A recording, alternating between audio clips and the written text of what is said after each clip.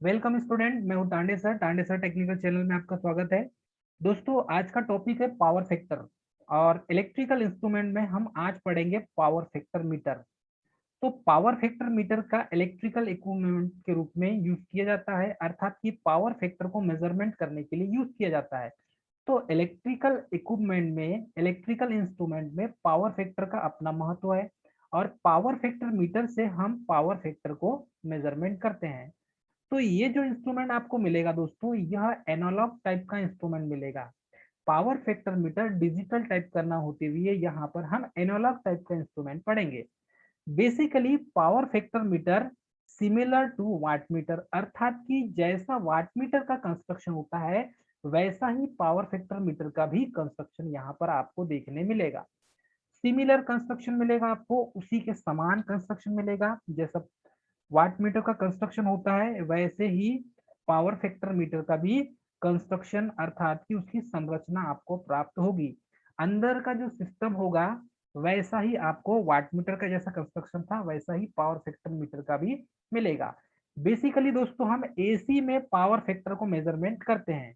Power factor सिर्फ AC में होता है क्योंकि फ्रीक्वेंसी एसी में होती है, इसीलिए फ्रीक्वेंसी के साथ साथ पावर फैक्टर भी होता है। तो यदि देखा जाए P equal V I cos phi, V I cos phi, तो इसमें यदि हम दोस्तों वोल्टेज और करंट के बीच का जो एंगल है उसे ही हम पावर फैक्टर कहते हैं, और उसे ही कॉस फाइव से शो किया जाता है। तो यही एंगल को मेजरमेंट करने के लिए, इसी की रीडिंग ज्ञात करने के लिए, पावर फैक्टर को ज्ञात करने के लिए हम पावर फैक्टर मीटर का यूज करते हैं। और बेसिकली जो पावर फैक्टर मीटर है यह एनालॉग टाइप का पावर फैक्टर मीटर है। वन, इसमें दो टाइप के कंस्ट्रक्शन जब मिलेगा आपको देखने में। जैसे वाट मीटर में हमने देखा था करंट कॉइल और पोटेंशियल कॉइल लगी थी, वैसा ही कंस्ट्रक्शन आपको पावर फैक्टर मीटर का मिलेगा। इसमें वन, एक प्रेशर कॉइल मिलेगी। प्रेशर कॉइल को हम पीसी भी कहते हैं शॉर्टकट में, या तो इसे पोटेंशियल कॉइल भी कहते हैं दोस्तों, और इसे हम शंट कॉइल भी कहते हैं। तो इसके दो तीन नाम हैं: pressure coil, parallel coil, shunt coil, और इसे प्रेशर कॉइल भी कहते हैं दोस्तों। सेकंड है करेंट कॉइल। करेंट कॉइल जिसे सीसी कहते हैं शॉर्टकट में, और लॉन्ग कट में इसको कहते हैं करेंट कॉइल। तो ये जो कॉइल है करेंट कॉइल, यह सर्किट में श्रेणी में ही कनेक्ट होगा। और प्रेशर कॉइल सर्किट में पैरेलल में कनेक्ट होगा, इसीलिए इसको हम पैरेलल कॉइल भी बोलते हैं, या प्रेशर कॉइल भी बोलेंगे, या वोल्टेज कॉइल भी कहा जाता है दोस्तों। तो इसके बहुत से नाम हैं पीसी के। तो इसका construction as a same watt meter की जैसा ही है दोस्तों, अलग कोई कंस्ट्रक्शन नहीं है। यहाँ पर आपको बेसिकली प्रेशर जो कॉइल है ये सर्किट के टू इक्वल पार्ट में डिवाइड हो जाता है। जब इसका कंस्ट्रक्शन देखेंगे तो प्रेशर कॉइल सर्किट के टू इक्वल पार्ट में डिवाइडेड हो जाता है।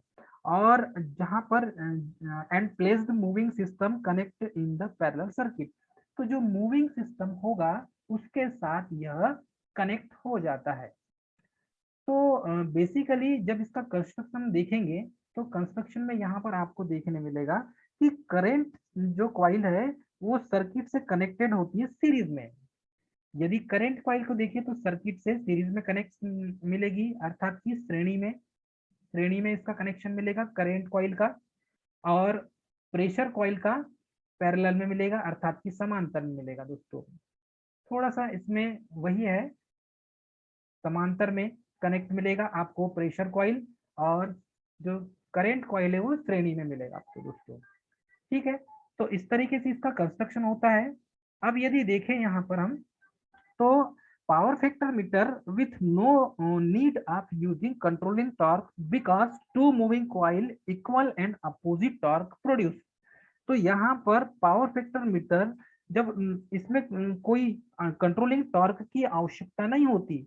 इसमें कंट्रोलिंग टॉर्क की आवश्यकता इसलिए नहीं होती दोस्तों क्योंकि यहाँ पर अपोजिट डायरेक्शन में करंट कॉइल और पोटेंशियल कॉइल दोनों टॉर्क प्रोड्यूस करते हैं।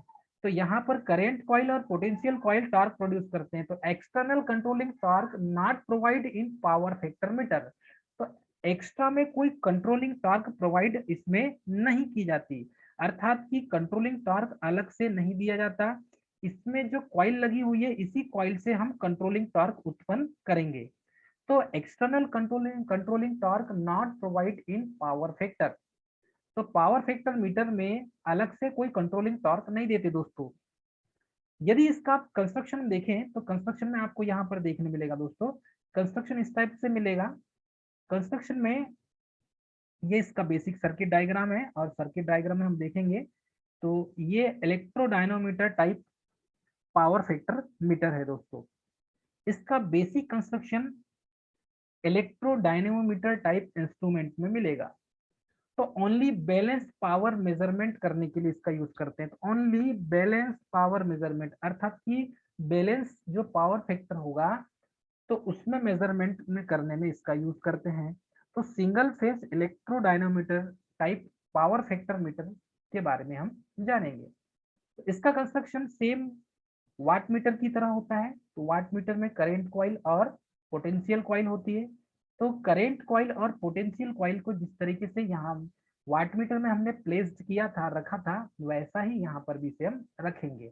चलिए दोस्तों, इसका बेसिक कंस्ट्रक्शन हम देखेंगे कि इसका बेसिक कंस्ट्रक्शन किस टाइप से है और इसका वर्किंग प्रिंसिपल के बारे में जानेंगे। बेसिक कंस्ट्रक्शन में हम देखेंगे दोस्तों कि यहाँ पर एक प्रकार का आपको एक स्केल मिलेगा, और इस स्केल में दोनों साइड, एक तो लीडिंग साइड होगा, दूसरा लैगिंग साइड। तो यहाँ पर बीच वाले मिडिल पॉइंट में यहाँ पर यूनिटी मिलेगा, पावर फैक्टर का मान यूनिटी, अर्थात कि यहाँ पर पावर फैक्टर का मान इकाई मिलेगा दोस्तों। क्लियर है स्टूडेंट? और लेफ्ट साइड में आपको मिलेगा स्टूडेंट यहाँ पर लीडिंग। लीडिंग का मतलब होता है पश्चिमगामी। तो यहाँ पर इस साइड जब पॉइंटर आएगा तो पावर फैक्टर का मान पश्चिमगामी मिलेगा। इसे इंग्लिश में लीडिंग पावर फैक्टर कहा जाता है, और हिंदी में पश्चिमगामी शक्ति गुणांक कहा जाता है दोस्तों, शक्ति गुणांक। ठीक है, क्लियर है? उसके बाद इसके दोनों साइड में यदि हम देखें, राइट साइड में, राइट साइड में देखें हम यहाँ पर, तो राइट साइड में हमें क्या देखने मिलेगा दोस्तों? राइट साइड में लैगिंग मिलेगा। ठीक है, तो इसके राइट साइड में लैगिंग पावर फैक्टर मिलेगा, यहाँ पर लैगिंग पावर फैक्टर मिलेगा। लेकिन कुछ कुछ जो आपको डिवाइस में मिलेगी दोस्तों, उसमें यदि आप देखेंगे तो लेफ्ट साइड आपको मिलेगा लैगिंग पावर फैक्टर और राइट साइड मिलेगा लीडिंग पावर फैक्टर। इस चीज को भी ध्यान दीजिएगा दोस्तों। कुछ कुछ आपको डिवाइस में मिलेगी, यही आपको single phase electrodynamometer type power factor meter में, तो आपको राइट साइड यहाँ पर मिलेगा, राइट साइड में आपको देखने मिलेगा कि लैगिंग पावर फैक्टर, और leading power factor left side में मिलेगा।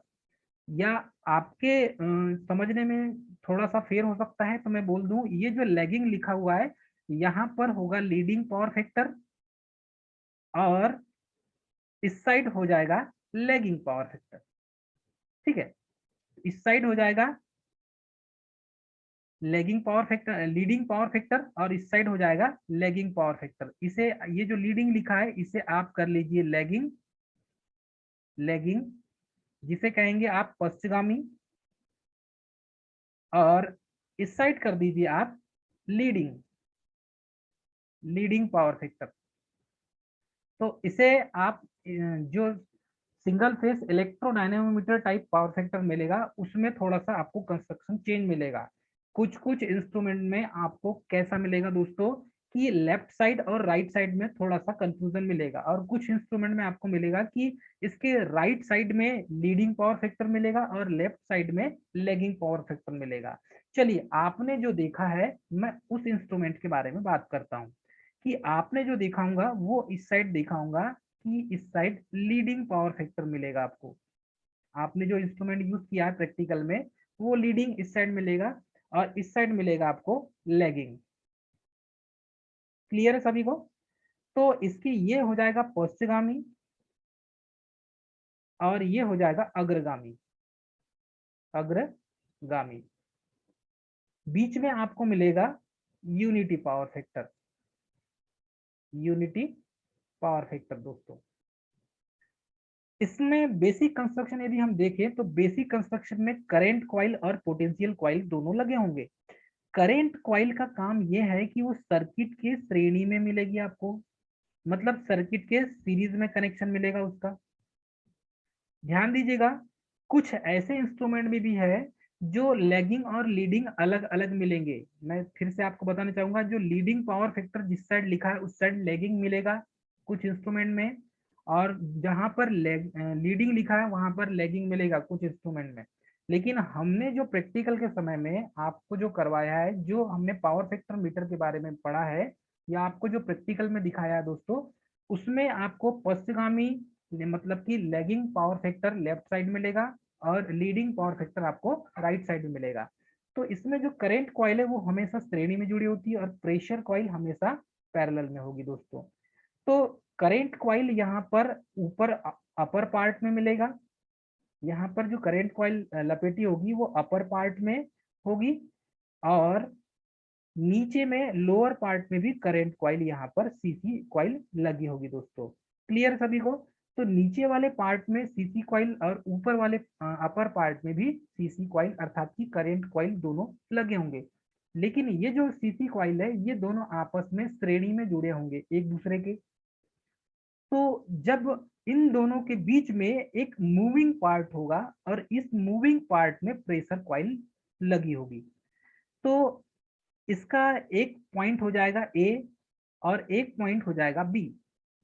तो यहाँ पर जो प्रेशर कॉइल होगा दोस्तों, ये प्रेशर कॉइल मूविंग पार्ट से अटैच होगा, अर्थात कि किसी मैग्नेटिक फील्ड में यदि किसी कंडक्टर को रोटेट कराएं तो उसमें क्या होगा, ईएमएफ जनरेट होगा। तो एज अ सेम कंस्ट्रक्शन यहाँ पर होगा कि करंट कॉइल के बीच में यहाँ पर जो मूविंग पार्ट होगा वो प्रेशर कॉइल होगा दोस्तों, और उसका ए और बी मतलब एक स्ट्रिप ए की होगी एक स्ट्रिप बी की होगी।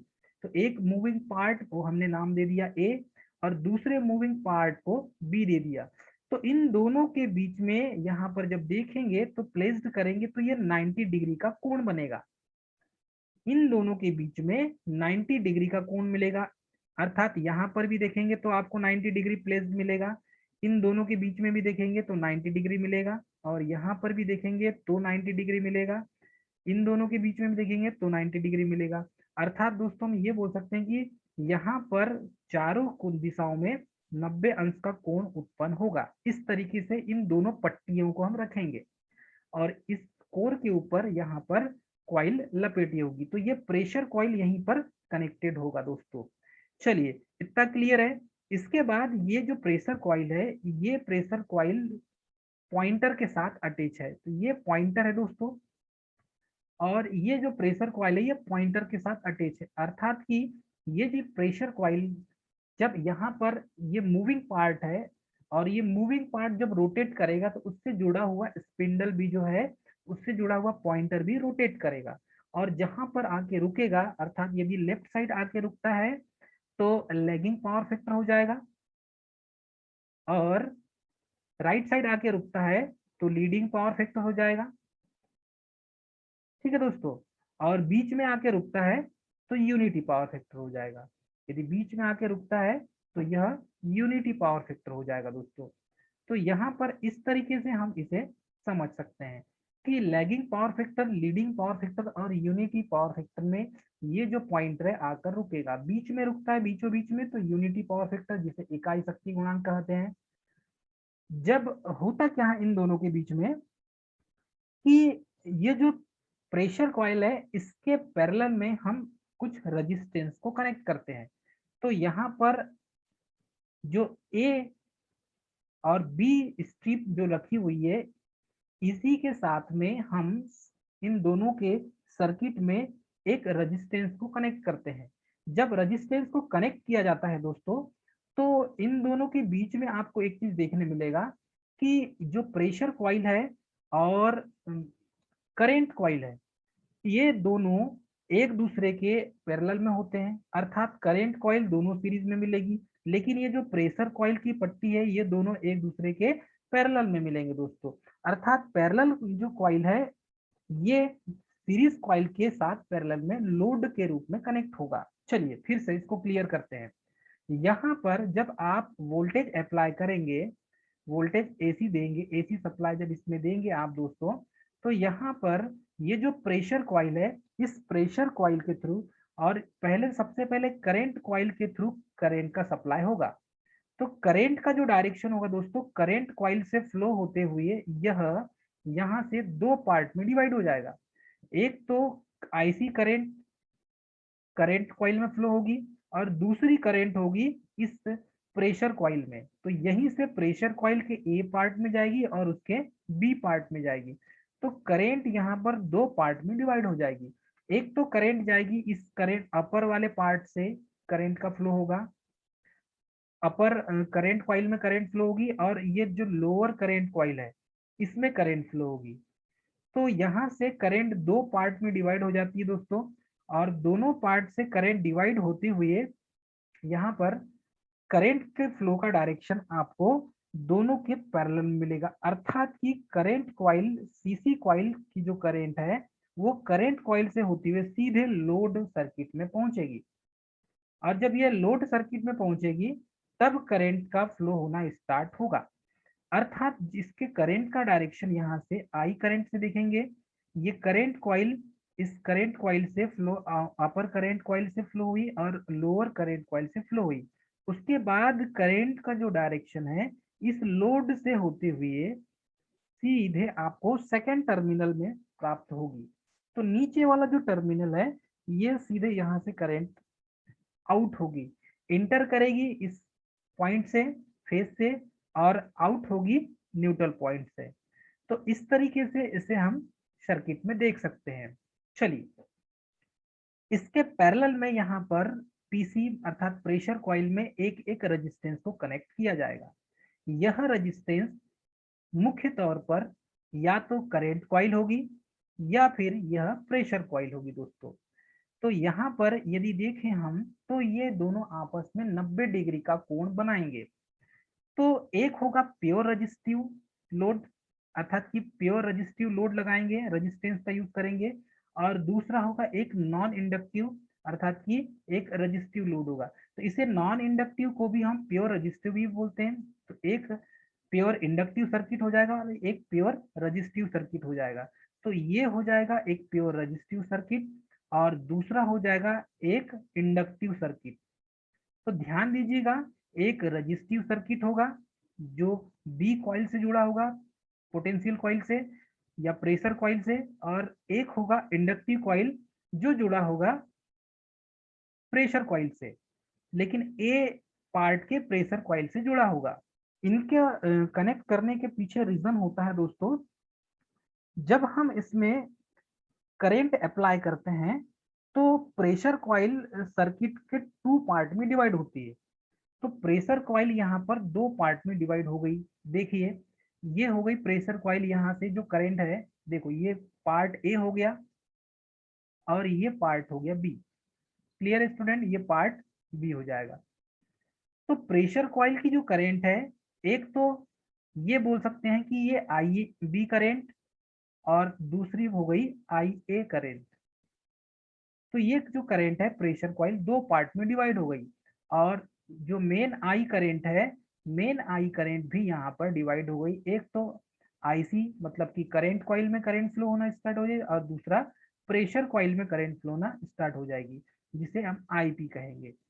तो आईसी हम बोलेंगे यहाँ पे, हम ये ऐसा लिख सकते हैं दोस्तों मैथमेटिकली रूप से, आईपी प्लस आईसी, अर्थात कि टोटल जो सर्किट की करंट है वो प्रेशर कॉइल की करंट और करंट कॉइल की करंट दोनों ऐड हो जाएगी। इसी करंट कॉइल को हम डबल में मतलब तोड़ सकते हैं, एक हो जाएगी आई ए करंट प्लस हो जाएगी आई बी करंट।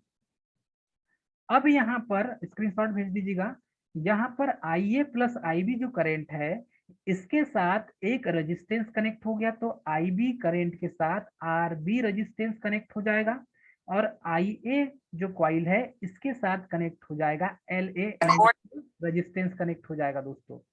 तो इस तरीके से ये दोनों आपस में कनेक्ट हो जाएंगे। अब जब ये सर्किट से लोड के रूप में कनेक्ट होगा तो करंट यहाँ से आउट हो जाएगी दोस्तों, और सर्किट का जो रीडिंग है वो हमें प्राप्त होगा। तो जब किसी चुंबकीय क्षेत्र में किसी कंडक्टर में करंट फ्लो होगी तो वहां पर मैग्नेटिक फील्ड उत्पन्न होगा। अर्थात ये जो करंट कॉइल के कारण यहाँ पर मैग्नेटिक फ्लक्स उत्पन्न होगा, और ये इसी मैग्नेटिक फ्लक्स के बीच में प्रेशर कॉइल में भी करंट फ्लो हो रही है दोस्तों।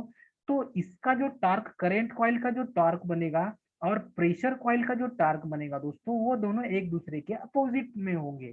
तो दोनों एक दूसरे के अपोजिट में होने के कारण यहाँ पर ये controlling torque equal damping torque हो जाएगा। अर्थात कि प्रेशर कॉइल का जो टॉर्क होगा और करंट कॉइल का टॉर्क जो होगा दोस्तों, ये दोनों की एक दूसरे के अपोजिट में होंगे। इसीलिए यहाँ पर ये जो पॉइंटर स्थिर हो जाएगा और हमें एक्स्ट्रा कंट्रोलिंग टॉर्क की जरूरत नहीं पड़ेगी। तो यहाँ पर जब करंट कॉइल में जो फ्लक्स उत्पन्न होगा फाई वन, और प्रेशर कॉइल में जो फ्लक्स उत्पन्न होगा फाई टू, ये दोनों अपोजिट डायरेक्शन में होंगे। तो यहाँ पर करंट कॉइल तो स्थिर है, लेकिन प्रेशर कॉइल स्थिर नहीं है। इसके वजह से ये जो प्रेशर कॉइल है अपनी जगह से रोटेट होने लगेगा, मूव करने लगेगा, और जिस एंगल में मूव करेगा दोस्तों, वो थीटा एंगल बनाएगा।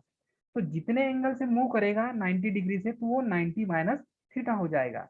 ये हो जाएगा 90 माइनस थीटा। तो करंट कॉइल और प्रेशर कॉइल, इन दोनों के बीच में यहाँ पर प्रेशर कॉइल की दो पट्टियां लगी हुई है। इन पट्टियों को ऐसा रखा गया है कि ये 90 डिग्री का कोण निर्माण करते हैं। तो जिस एंगल से ये स्ट्रिप पट्टी घूमेगी, अर्थात कि जो प्रेशर कॉइल है रोटेट करेगी, तो उसी एंगल से ये जो पॉइंटर है वो भी रोटेट करेगा, और इस तरीके से हमें रीडिंग प्राप्त होगी दोस्तों। तो लोड के रूप में हम यहाँ पर इसमें कनेक्ट कर सकते हैं। तो सिंगल फेस वाट मीटर के समान ही इसका कंस्ट्रक्शन होता है। The direction of instrument depend upon the phase difference. तो इंस्ट्रूमेंट का जो डायरेक्शन है वो फेज डिफरेंस पर डिपेंड करेगा, और फेज डिफरेंस पैदा कौन करेगा दोस्तों, यहाँ पर करंट कॉइल और प्रेशर कॉइल। तो ये जो पोटेंशियल कॉइल या प्रेशर कॉइल है और करंट कॉइल, ये दोनों ही फेज डिफरेंस पैदा करते हैं, और इसी की वजह से प्रेशर कॉइल यहाँ पर मूविंग करने लगता है। ये जो पॉइंटर है दोस्तों, ये मूविंग करने लगता है। तो फेज डिफरेंस की वजह से ही यहाँ पर ये जो पॉइंटर है ये मूवमेंट करने लगता है दोस्तों। तो इस पॉइंटर को मूवमेंट कराने के लिए हमें प्रेशर कॉइल को मूविंग पार्ट में कनेक्ट करना पड़ता है। तो इस तरीके से हम इसे समझ सकते हैं दोस्तों। तो बेसिकली यहाँ पर जब देखते हैं, तो the direction of instrument depend upon the phase difference between the main current and current in the two path of pure coil. तो ये बोल सकते हैं कि प्योर जो करंट कॉइल है और प्रेशर कॉइल है, ये करंट कॉइल स्थिर होगा, प्रेशर कॉइल मूवमेंट करेगा, लेकिन प्रेशर कॉइल हमेशा ये मूवेबल पार्ट में होगा। और प्रेशर कॉइल की दोनों पट्टियों को जब रखेंगे तो ये 90 डिग्री का कोण बनाएगा। जितने एंगल से ये रोटेट करेगी तो ये थीटा एंगल का निर्माण करेगी, और इसी को हम 90 माइनस थीटा से घटाएंगे दोस्तों। और जितना इस पॉइंटर का एंगल होगा उतना ही डिफ्लेक्शन एंगल कहलाएगा, और इसी डिफ्लेक्शन एंगल की वजह से ये पॉइंटर मूवमेंट करने लगेगा, या तो लैगिंग होगा, या तो लीडिंग होगा, या तो यूनिटी पावर फैक्टर बनाएगा। तो इसमें जो प्रेशर कॉइल है वो फेस एंगल पैदा करता है। प्रेशर कॉइल और करंट कॉइल ये दोनों मिलकर फेस एंगल को पैदा करते हैं दोस्तों। और जब तक फेस एंगल डिफरेंट नहीं होगा, डिफरेंट फेस एंगल नहीं होगा, तो ये पॉइंटर मूवमेंट करने नहीं लगेगा, और पॉइंटर मूवमेंट नहीं करेगा तो हमें रीडिंग प्राप्त नहीं होगा दोस्तों। तो हम बेसिकली इस कंस्ट्रक्शन को इस तरीके से समझ सकते हैं। इसमें जो टार्क है वो depend upon the I B and I current के। तो टार्क यहाँ पर किस पर डिपेंड करेगा, इसका जो टॉर्क डिपेंड करेगा दोस्तों, ये डिपेंड करेगा एक तो आई बी करेंट, अर्थात कि ये जो बी स्ट्रिप है इसमें फ्लो होने वाली करेंट आई बी पर डिपेंड करेगा टॉर्क, और ये जो सर्किट की जो टोटल करेंट है दोस्तों इस पर डिपेंड करेगा। तो सर्किट में जो हमने वोल्टेज अप्लाई किया तो ये सप्लाई वोल्टेज वीएस हो गया दोस्तों, और इस सर्किट में फ्लो होने वाली करेंट जो टोटल करेंट है वो आई करेंट है। यहाँ पर आई करेंट दो पार्ट में डिवाइड हो रही है, एक तो आईसी करेंट जो करंट कॉइल में फ्लो हो रही है, और दूसरी आईपी करंट जो प्रेशर कॉइल में फ्लो हो रही है। तो ये करंट के दो पार्ट में डिवाइड होने के कारण फेज डिफरेंस पैदा होगा। तो ये आईबी करंट और टोटल आई करंट के कारण ही फेज डिफरेंस पैदा होगा। तो हम मान के चलते हैं कि करंट कॉइल में जो करंट फ्लो हो रही है वो आई करंट है, और बी जो पार्ट है या स्ट्रिप है जिसमें प्रेशर कॉइल अटैच है उसमें जो करंट फ्लो हो रही है वो आई बी करंट है। तो इन दोनों के कारण ही टॉर्क इस दोनों पर डिपेंड करेगा। एक तो I B current and I current, इन दोनों पर टॉर्क डिपेंड करेगा दोस्तों। यदि हम देखें इसमें क्वाइल ए और क्वाइल बी को, तो क्वाइल ए और क्वाइल बी के बारे में यदि जाने दोस्तों तो हम इस टाइप से इसे समझ सकते हैं। क्वाइल ए यहाँ पर हमें देखने मिला कि यह प्योर इंडक्टिव सर्किट है। क्वाइल ए क्या है दोस्तों? Pure inductive circuit. जब प्योर इंडक्टिव सर्किट को सर्किट में कनेक्ट किया जाता है तो हमें एक चीज यहाँ पर प्राप्त होती है।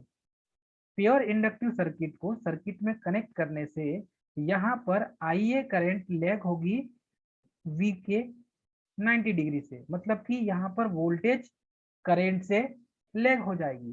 तो पेयर जब कॉइल ए को जब कनेक्ट करते हैं तो pure inductive coil I A lags V by 90 degree, तो 90 अंश से लैग करेगी आई ए करंट। क्योंकि कॉइल ए की बात की जा रही, कॉइल ए में करंट फ्लो होगी आई ए, और कॉइल बी में जो करंट फ्लो होगी दोस्तों वो आई बी करंट होगी। तो यदि कॉइल बी को हम जब कनेक्ट करते हैं तो ये नॉन इंडक्टिव सर्किट है, जिसे हम नॉन इंडक्टिव सर्किट को दूसरे शब्दों में कहा जाता है resistive circuit. Resistive circuit, non inductive circuit को रजिस्टिव सर्किट भी कहा जाता है दोस्तों। तो coil B non inductive circuit है। Non inductive coil I B in phase of voltage, तो ये वोल्टेज के इन फेस में होगी। तो इन फेस में होगी दोस्तों तो पावर फैक्टर एंगल कैसा बनेगा?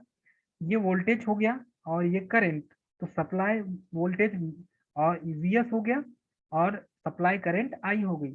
तो इन और आई ए करंट के बीच में एंगल बनेगा, तो यहाँ पर थीटा एंगल वोल्टेज और करंट के बीच में बनेगा दोस्तों। अब इन दोनों के बीच में 90 डिग्री है, ये टोटल क्या हो जाएगा 90 डिग्री। तो यहाँ बन जाएगा एंगल 90 माइनस थीटा।